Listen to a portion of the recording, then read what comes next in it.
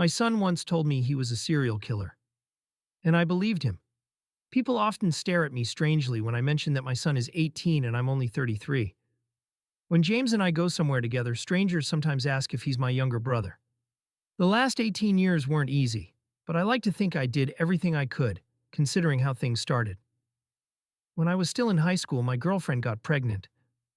Her parents wanted to put the baby up for adoption, but my mother stepped in and helped me gain legal custody. I raised him myself. James is an honor student. He plays point guard on his high school basketball team. I saved up enough money to buy him a decent used car. He's popular at school and something I never was. When I was his age, I already had a 2-year-old child, a high school diploma, and a job at the local pellet factory. We live in a small 2-bedroom duplex, just a couple of blocks from his school. He does his homework without me having to nag him and spends his free time either hanging out with friends or sitting in the living room, absolutely destroying me in Call of Duty. At one point, I wondered if he might be gay. I didn't care either way, but it seemed unusual that a boy his age had never dated anyone. When I asked him about it, he smiled and said, "No, Dad, I just want to wait a bit before getting into relationships. I don't want you becoming a grandpa in your 30s." That ended our talk about birds and bees. With the internet and school sex education, which I'd signed permission for, I assumed he knew enough. A few months ago, he told me he'd be out late. When I asked why, he casually said he had a date. I didn't push. I slipped $100 into his hand and told him to be home by breakfast. He was a good kid. I trusted him. After that, it started happening more often. Friday afternoons, he'd mention he'd be late. Every Saturday morning, I'd find him back home, sitting on the couch, playing Xbox like nothing had happened. I never met any of the girls, but I assumed he just didn't want me involved. Like I said, I trusted him. He was smart, responsible, and I had no reason to think something was wrong. I don't usually watch the news. Social media is usually enough for me. But for some reason, one evening around 5, I turned on the TV. I regret that decision. After the commercials ended, the anchor appeared with a grim expression.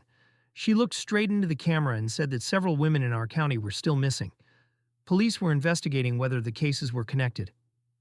We lived in a quiet town. The idea that something like that could be happening so close to home unsettled me. The thought that my son was out late at night scared me even more. I talked to him about it.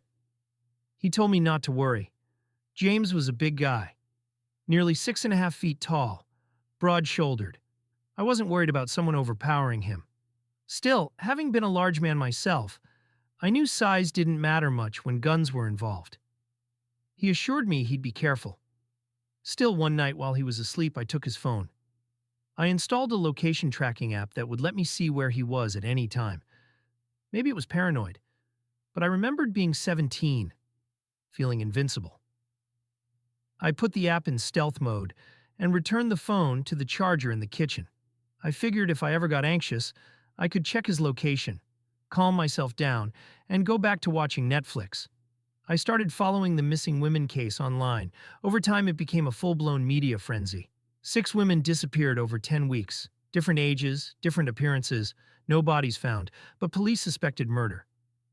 When the 7th woman vanished, my chest tightened. Her name was Rochelle. I hadn't seen her in 10 years. She reappeared when James was about 7, trying to act like a mother. It didn't last. After months of broken promises and missed visits, I petitioned the court for mandatory substance testing. She failed. My lawyer filed another motion, and she lost all visitation rights. I didn't want James exposed to that life. That Saturday morning, I dreaded the conversation. James and I rarely talked about his mother. After giving birth, she spiraled completely, using whatever substances she could get her hands on. By the time she tried to reconnect, she looked 20 years older than she was. Track marks covered her arms. Her teeth were rotting. Honestly, I was surprised she was still alive. With a heavy heart, I approached James in the living room and said, "Son, we need to talk about your mom." He sighed, paused the game, and asked, "What did she do now?" I told him she'd disappeared the night before. Police said there were signs of a struggle in her trailer. He stared through the TV and unpaused the game. Without looking at me, he said, "That's not exactly news, is it?" We didn't talk about his mother because James hated the subject.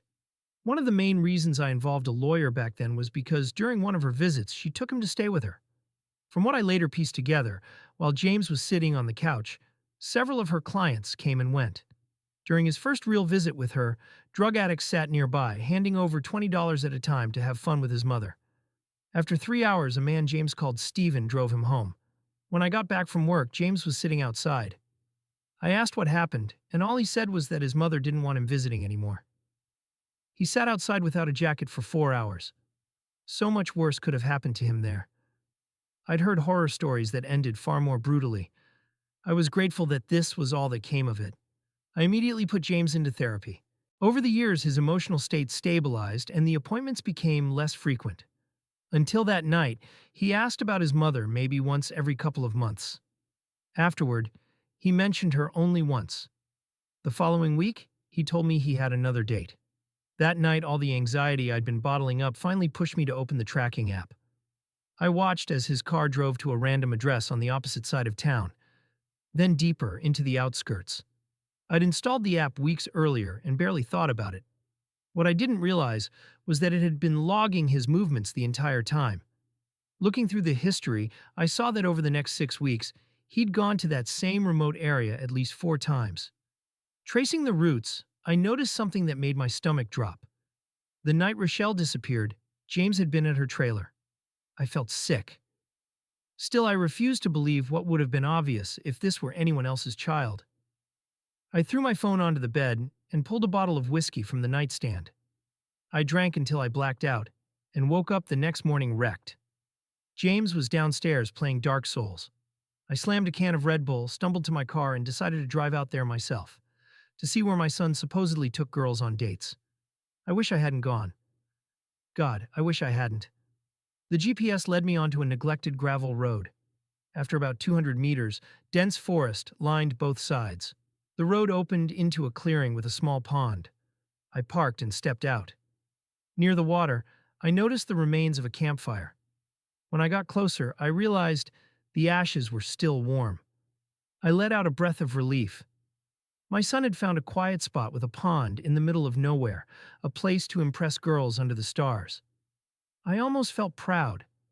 Then I saw the drag marks leading into the water. It looked like something heavy had been pulled toward the pond.